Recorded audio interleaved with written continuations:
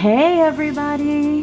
Guess what we're gonna do today? We are gonna play in some more sand. So stay tuned because at the end of this video, I'm gonna give you an update of how those seeds are that I planted for the fall in the tray of sand. And coming up next, I have just a little clip on some tips how I reuse, repurpose, and recycle some of the plastic containers and stuff that I get from either fast food or the grocery store or whatever. So you guys, let's get into this video. I just wanted to take a couple of minutes to encourage you about something. Now you guys, I don't eat out a whole lot. By the look of this, it looked like I might eat out a lot, but I don't eat out a lot. There's a local fast food place that has a really good fit salad, chicken fit salad that my husband and I like to get for lunch sometimes. And so, but all these bowls represent different food items that was served to us either in the store or at a fast food place. And you guys, I just wanted to encourage you to, instead of just throwing these away, to save them and use them for when you're planting and potting stuff to capture the water. Use them as water trays or water pans. Let me show you what this one is. Well, that one kind of has the logo of that company. I'll use this one. Let's see, they're a good depth and they work out really good. I just like to encourage you to, think outside the box on some stuff. But there might be some of you who are already using things like this. Look at this one. This is just a little food container that I got some boneless wings in at the store. But look how perfect it works with this little planter, this little nursery container. And it doesn't have to go into the landfill or into recycling or whatever. I can just recycle it here at my house and save myself some money. Because some of the ones that they're selling at the garden stores, you pay over $1 for some of these trays and more than $1 for some of the bigger ones. And then these ones I have here, these are just the containers that I get from the grocery store that has mushrooms in them. And they have the two different sizes. And so I just find ways to use it in my garden, either to grow stuff or to organize stuff or whatever it might be. So just be creative in using what you have available to you. I'm going to be using these really soon. These are just regular clear party cups.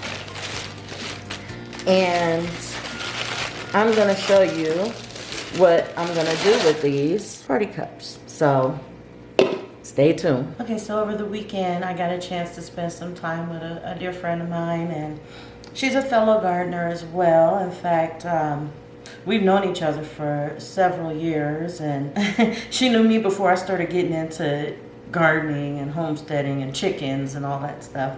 But anyway, so while I was there, I was able to get some cuttings from her. And so I am going to attempt to propagate these dragon fruit cuttings that I got from her. I've never done this before with dragon fruit.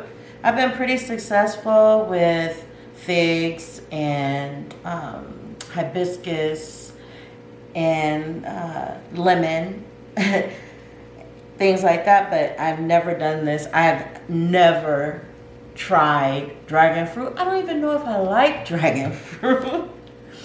I told that to my husband while we were in the store the other day, and I saw some dragon fruit in the store, and I was like, oh, maybe we should buy some dragon fruit so I can see if I at least like it, right? Who wants to grow something that you don't even like? Well, I guess I do, because I grow watermelon. I don't really like watermelon, as you guys know, but anyways.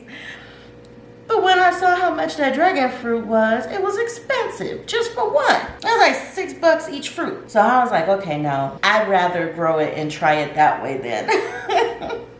So you guys, I don't even know if I'm gonna like dragon fruit, but it's interesting to grow. It's an interesting looking fruit. It has a beautiful flower on it when it blooms. That's what I'm about to get into. So I have one of them trays I told you that I reserved from some of the things that I buy in the store. So this is gonna serve as my catch tray. And then I have these party cups that I showed you. And the only thing that I did was I put holes in the bottom for drainage so that I can get proper drainage there. And how I did those holes was I just took this skewer, metal skewer, and turned on my gas stove burner and got the tip of this really hot and had all the cups together like this and just did them all at one time like that. Kind of like the same idea how I do the solo cups with my drill, one hole in the bottom, a whole bunch of them all at the same time, a stack of them. It's just good on time, that's all. It makes it just easier. But with this, I wanted to have smaller holes, so that's why I went on ahead and used the skewer to put holes in there. And I have my scissors here so I can cut this, and I have some water.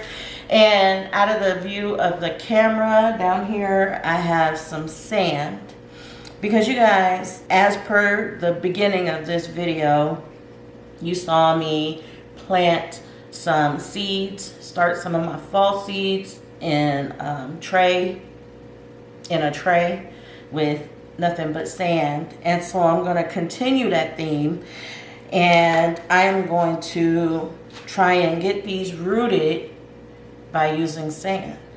Now, I've used sand before I put orange cuttings from an orange tree in some sand, and it was doing fine until I went on vacation. And then I had somebody else watching the house and water and everything, and so that kind of got overlooked, and well, didn't end well. Not for the orange cuttings. So I'm gonna try it with this. My guess is that it's gonna work with this because I just wanted to grow the roots. I'm not trying to get it to, I'm not trying to really nourish the plant. I'm just trying to get it to sprout the roots quickly. So I think it's gonna work good with these. I like the sand idea with this because overall consensus of videos and stuff that I watched, everybody said that these tend to rot if they're too wet or if you put it in the dirt fresh. I mean, it's really easy for it to rot. So I'm thinking the sand is going to work really good because the sand controls moisture and it'll keep it moist for a long period of time without me having to go back and keep watering and keep watering and keep watering. So I think it'll work. Now the only thing that I'm not certain of is they say because of how easy it is to rot these, that you have to let it, once you cut the little stem here, like this one would be okay for me to plant today because it's scabbed over. And I'll show you at the end here. Okay, you see that tip? So this has been sitting for a few days since I brought it home from my friend's garden. And so it's dry and it's scabbed over. So this one would be okay, but when I cut this part right here, then that one is gonna be a fresh cutting and it's not going to be dried or scabbed over. And from what people say, that it will be easily contaminated by like bacteria, things like that. I don't know how true that is because I've never done this before.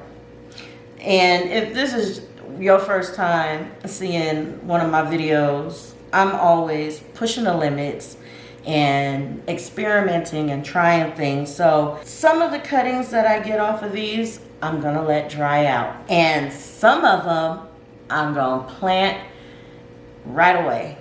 And I'm gonna see if the sand makes a difference.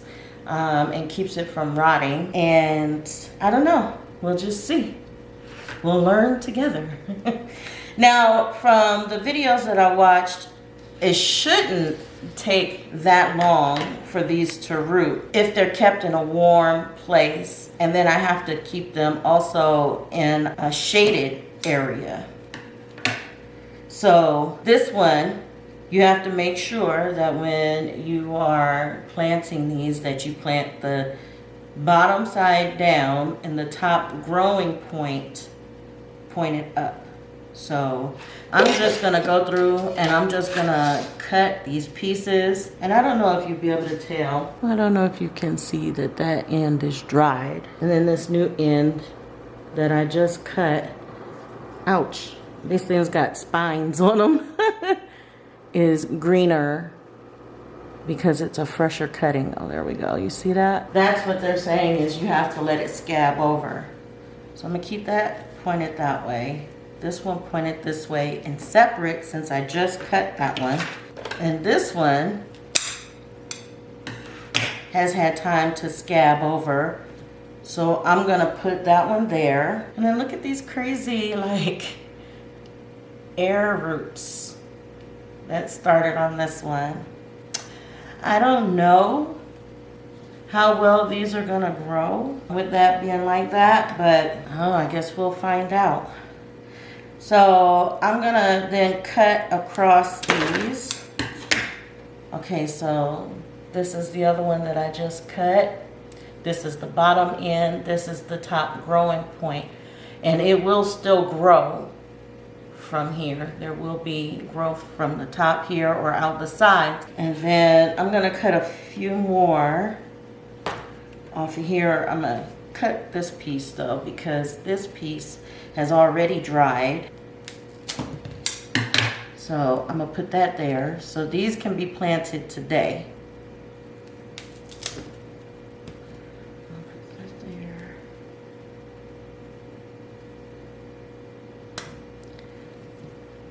And those there, like so.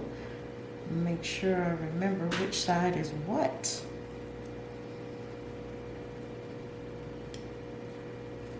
Let's see if I can get these to grow. It'd be great if I can get these to grow. I'm just gonna make this into two pieces. So this is the bottom, and that's the bottom. Okay. So I have to keep all of those pieces. Now, if it makes it easier for you, you can also like take a marker and mark these. Got my marker to show which way is down and which way is up. If I had a marker that worked. For some reason, this one don't want to work. Okay, so since I don't have a marker that works right now, another thing that you can do is just put tape at the top. It's only gonna be there for a couple of days. So you can put tape on the tip, and that way you can know which side goes up and what side goes down. So what I'm gonna end up doing here is some of these I am going to plant fresh, like I said, for the sake of experimentation.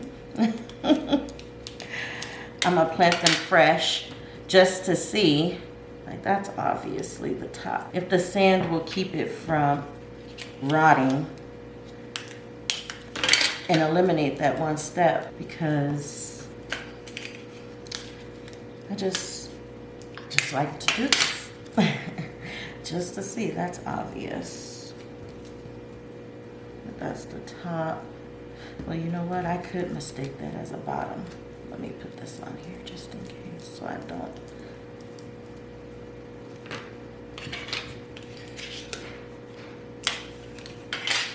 Okay. And that goes there. Okay. So, I am going to take these cups and get them filled up with some sand and get these first ones put in. Okay, so another thing that I'm kind of testing out and experimenting with is I saw another YouTuber say that it was best to cut this hard end off and then let it scab over and then plant it because it's easier for the roots to come out. And I'm not sure if that's true or not. Not everybody cuts those parts off. So these I'm gonna leave that on there. And then these that I've cut will have that cut in, and we'll see which ones grow better. Either cut like that and scabbed over, or this part, this end left, the hard pointed end left on. So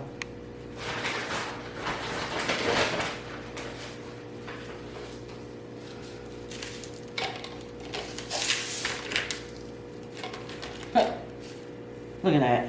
It's just coming right out the bottom. Okay, so if you're gonna try this, it's better to put the water in the bottom of the tray first and then add your sand to it, because when I first put it just like this, all the sand was coming out of the holes on the bottom here. But if you put the water in the bottom of the tray first, then the water will start to absorb into the sand and it locks it in place. So you have minimal sand that escapes out the bottom. So I'm gonna put a little bit more in this one. And then add these. And you guys, I already showed you before when I was planting my seeds in the trays, the water absorbs really fast. It absorbs really, really fast in this sand. And the moisture stays there for a long time. It'll be a while before I have to water.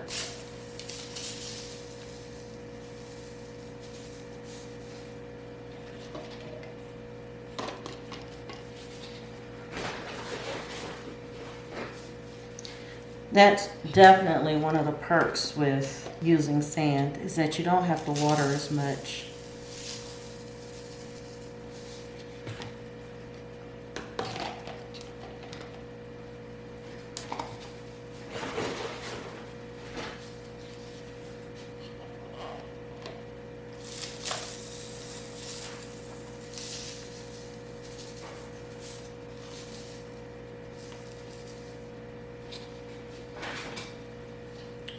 There we have it.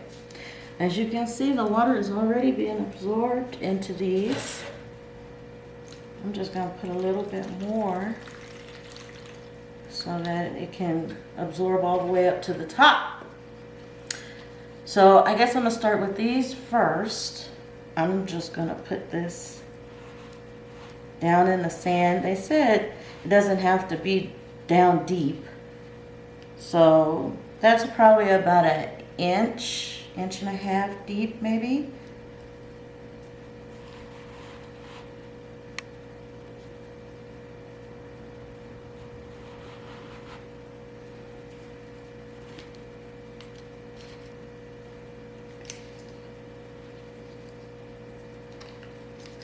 And anytime I go to water this, I'll bottom water. I like to keep the top sand loose and everything because of fungus gnats. That's the whole reason why I started using sand, period, was because of the fungus gnats. Fungus gnats are just horrible. Now these ones, I'm not waiting to put them in. I'm not letting them scab over. I'm just going to put them in directly and see if they'll still do okay. Let me see. I'll probably do that one, and I'll probably do one with this type of stem on the bottom, and I'll probably use this one because it's open on the bottom too. And put that one in.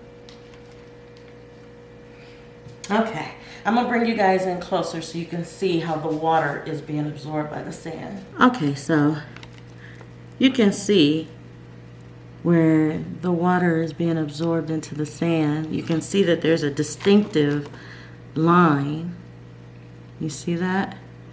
There's a distinctive line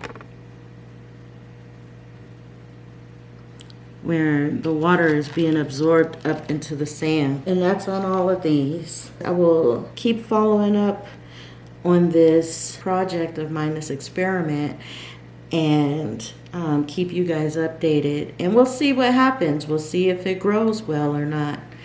If not, I know I got a resource. I could go back and get more dragon fruit cuttings. So I'm not worried about that part. I want to see if this is actually going to work. So stay tuned. Okay, so there you have it. And now I've placed these in a shaded area. There's no direct sunlight that'll get down here. So we'll see what happens. Keep your fingers crossed. It's been about a couple of weeks since I planted these, and they look so good. So here's the update on the fall seeds that I planted in this tray in sand. As you can see, I have a pretty decent germination rate on this side. That side, not so much, including that spinach. Nothing came up for that spinach yet. I'ma still hope for the best, I guess. But a lot of it did come up. And I know it's not because of the sand that it didn't germinate. A lot of it, some of the seeds were old. Also, I noticed, you guys, that using just the straight sand, like I did this time, the sand, the holes that's in the bottom of the cups of these trays is too big for sand. So the sand just washes out whenever I bottom water, and it starts to absorb. The sand just comes right out of some of the cups there, as you can see. That's why they are sunken in.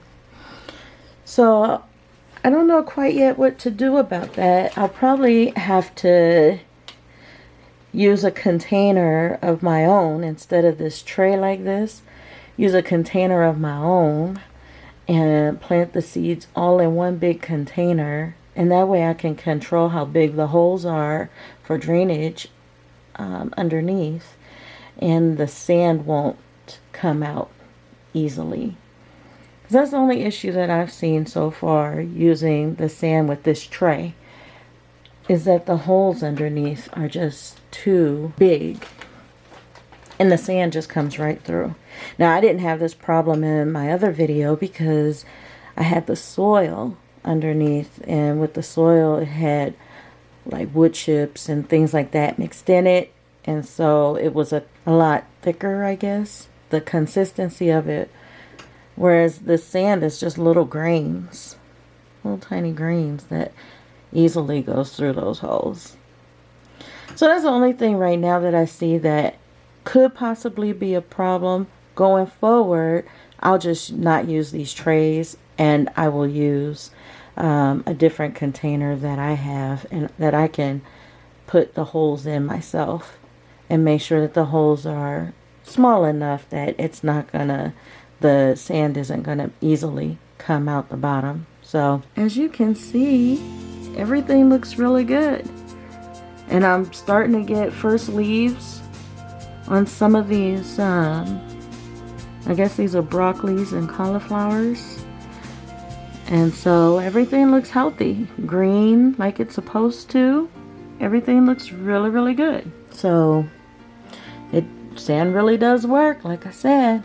You don't see anything flying around it. No fungus gnats, no mold, no nothing on the surface. It looks just like the day I planted it. If you'd like to keep seeing these updates, then click the subscribe button, because I'm going to be updating you on this experiment, and also just to show you how well these things do in sand. Thank you so much for watching, and as always, God bless.